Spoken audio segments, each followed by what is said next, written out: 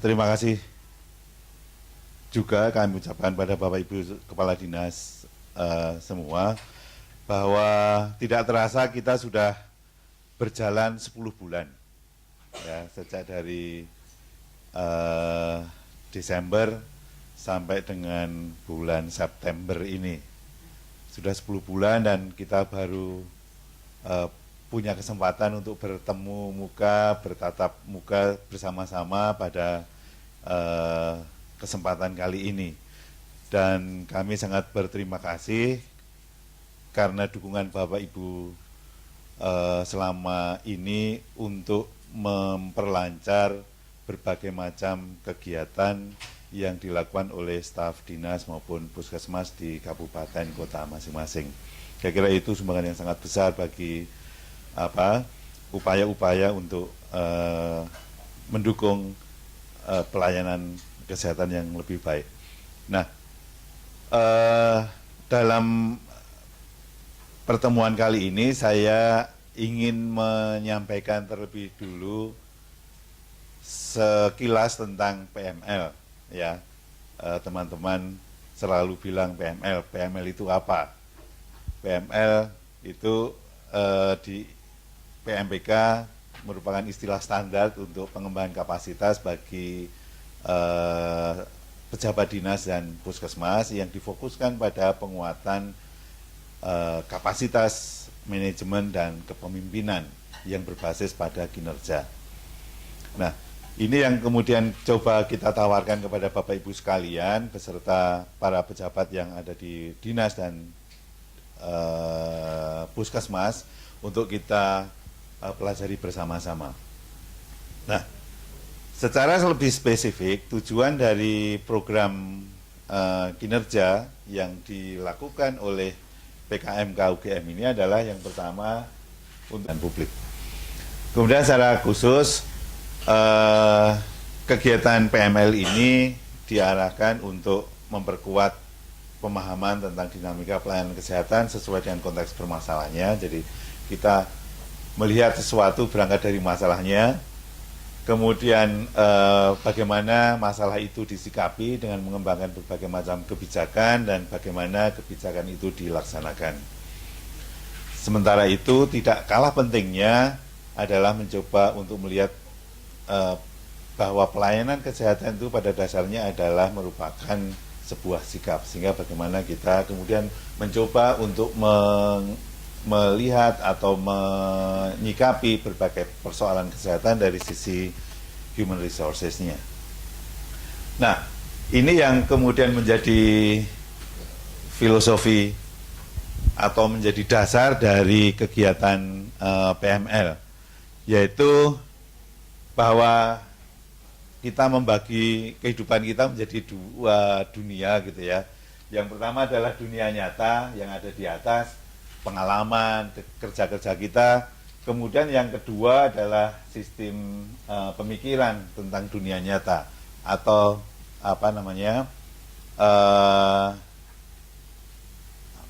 dunia teoritik.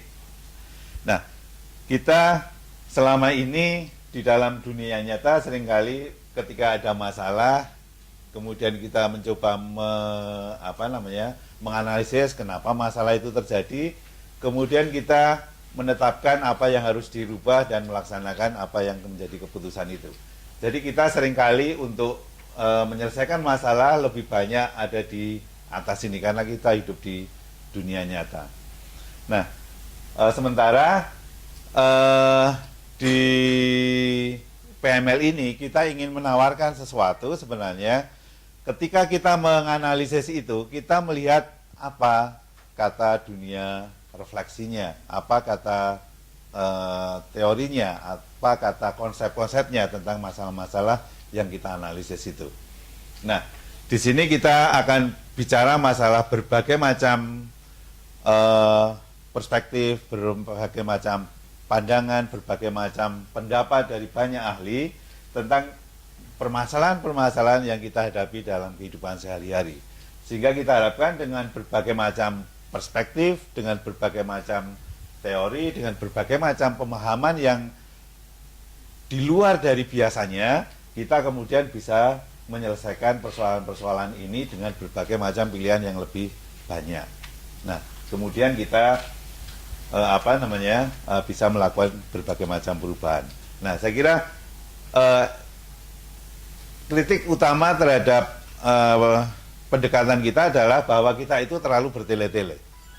Ya, terlalu bertele-tele. Kenapa? Kita kan biasanya hanya di atas ini nih, masalah selesaikan terus putar-putar. Kenapa harus diajak diskusi tentang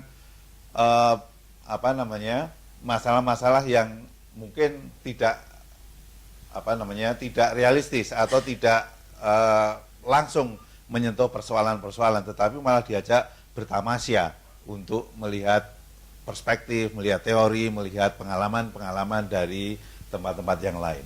Nah, ini yang kemudian menjadi kritik. Tetapi bahwa kita percaya bahwa dengan memahami dunia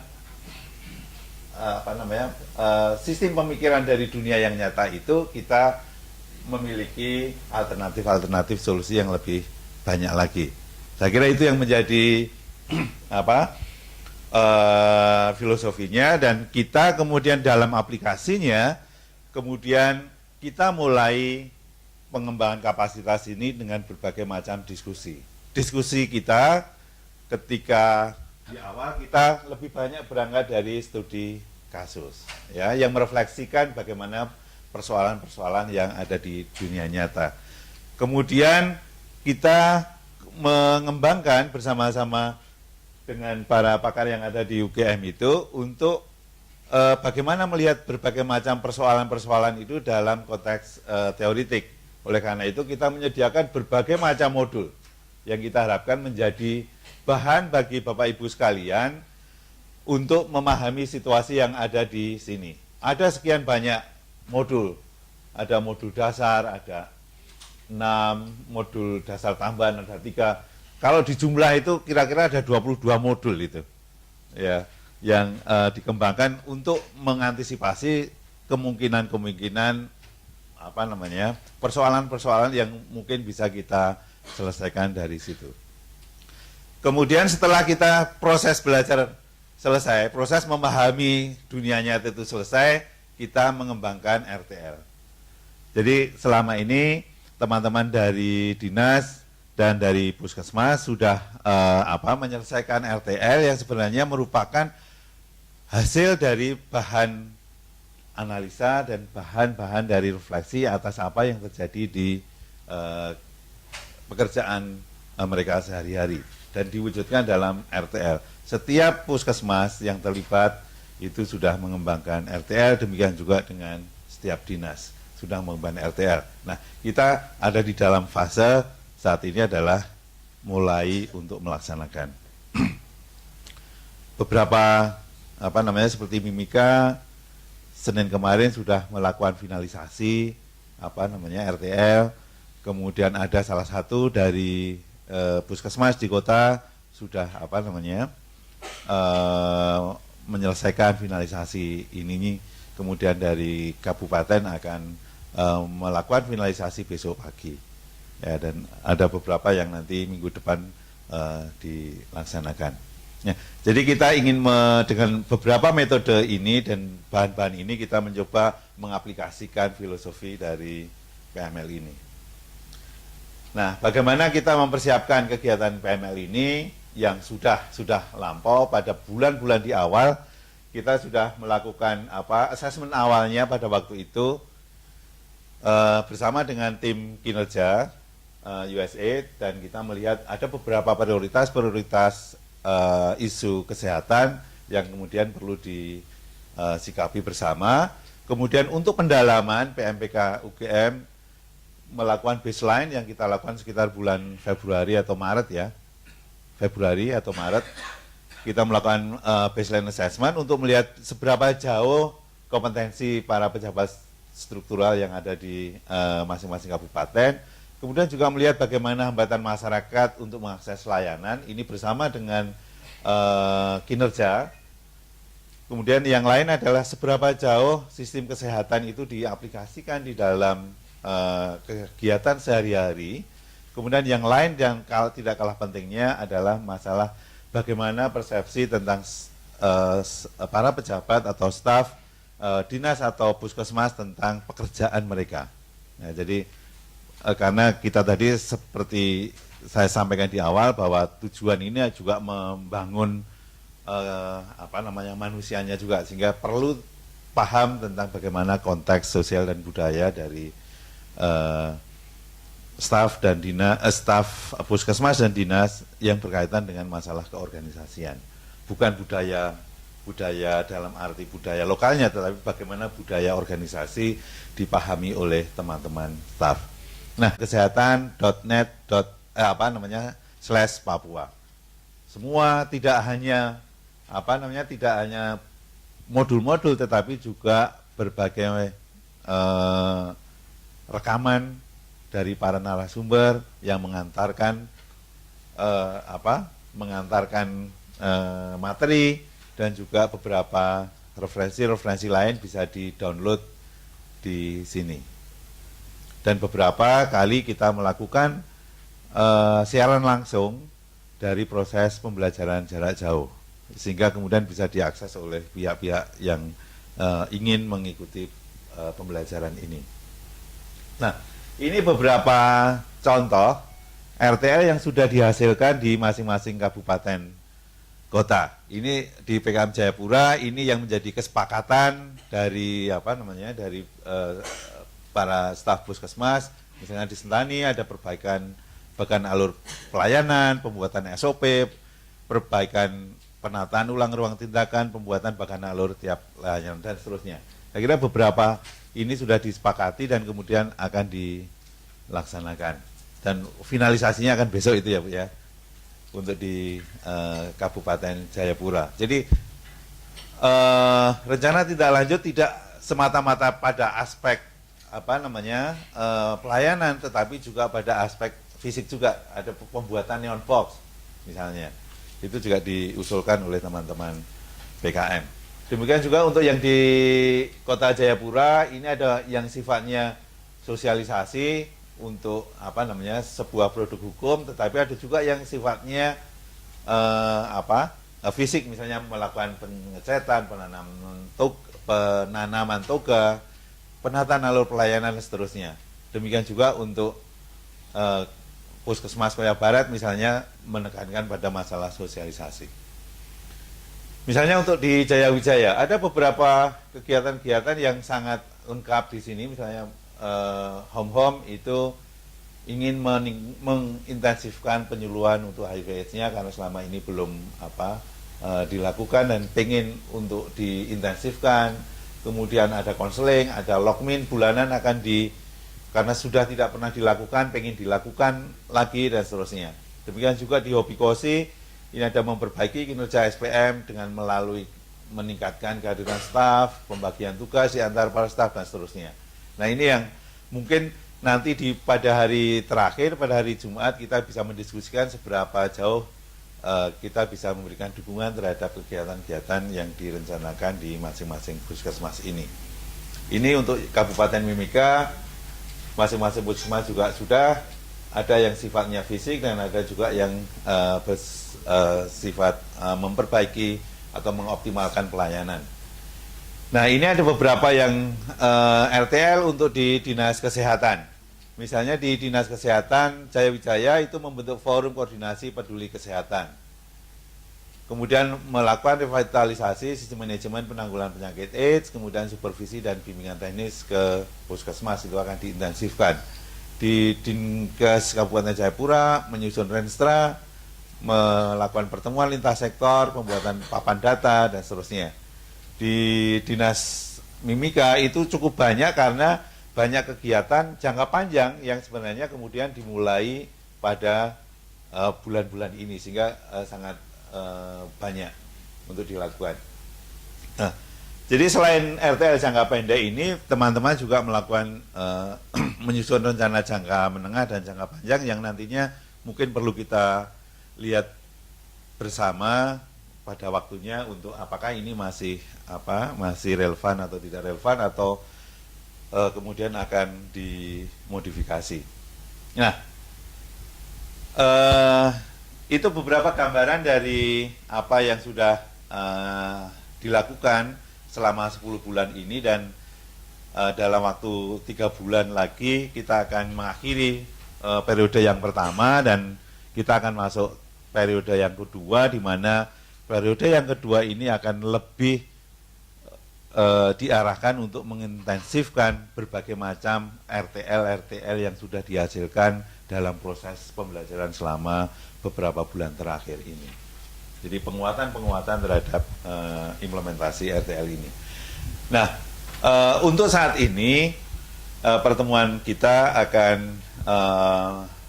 memiliki beberapa tujuan. Tujuan yang pertama adalah mendiskusikan tentang kapasitas kepemimpinan dan manajemen kepala dinas. Ini ada keterampilan bidang ABC. Ini yang tadi misalnya yang A adalah masalah kepemimpinan, B masalah bagaimana kita mengelola berbagai macam perubahan, di yang C tadi adalah sudah didiskusikan oleh Pak Ibra, oleh Pak Agus tadi tentang masalah sisi bayang-bayang gitu dari kelembagaan dinas yang terutama pada aspek politiknya, bagaimana kita mengelola aspek politik itu. Kemudian kita mengeksplorasi juga bagaimana format konsultasi dan diskusi antara kepala dinas dengan tim PKMK, Pak Tejo, Pak Khairul, Bu Zainab, dan Pak Palti ke depan mau seperti apa formatnya dan bagaimana kita sampai pada kesepakatan-kesepakatan itu. Kemudian yang ketiga adalah memberikan update tentang perkembangan penyusunan RTL, dinas, dan puskesmas. Nah ini tadi yang saya sampaikan bagaimana kita memberikan dukungan untuk apa yang sudah disepakati oleh teman-teman yang ada di lapangan. Kemudian agenda dari 3 hari ini, yang pertama adalah kita akan diskusi kasus dalam arti bahwa berbagi pengalaman dari dari Bapak Ibu sekalian, juga berbagi pengalaman dari Pak Khairul dan Pak Tejo yang sudah beberapa kali ke sana dan mendampingi teman-teman dinas maupun puskesmas di dalam proses pembelajaran. Demikian juga Bu Zainab jarak jauh selalu hadir dalam proses pembelajaran jarak jauh selama 6 minggu di awal, dan saya kira akan berbagi pengalaman bagaimana melihat persoalan-persoalan yang ada di sana. Kemudian yang lain ada sifatnya pengayaan yang berupa kepemimpinan motivasional yang nanti sore akan disampaikan oleh Pak Andre Meliala, dan besok pagi Pak Laksono akan membawakan materi tentang isu desentralisasi dan peran dinas kesehatan di sana. Kemudian yang lain adalah berbagi pengalaman yang saat ini aktif gitu ya, mengelola adalah Kepala Dinas Kesehatan Kabupaten Kulon Progo dan Sekretaris Daerah Kabupaten Sleman. Kemudian yang terakhir adalah hari Jumat besok kita akan diskusi tentang follow up dan update perkembangan RTL. Jadi kira-kira itu agenda kita selama 3 hari ini. Kelihatannya lumayan intens. Jadi kita berharap meski intens tapi kita bisa tetap santai ya. Jadi tidak karena pengalaman yang lalu ketika kita menyusun materi, ada 2 peserta dari Mimika, yang satu kena malaria dan yang satu ketika akan pulang itu jatuh sakit ya. Kebetulan Bu Yana ada di sini ya, sehingga tidak bisa terbang pada jadwal kepulangannya. Oleh karena itu kita tetap ya intens, tetapi kita mencoba lebih santai.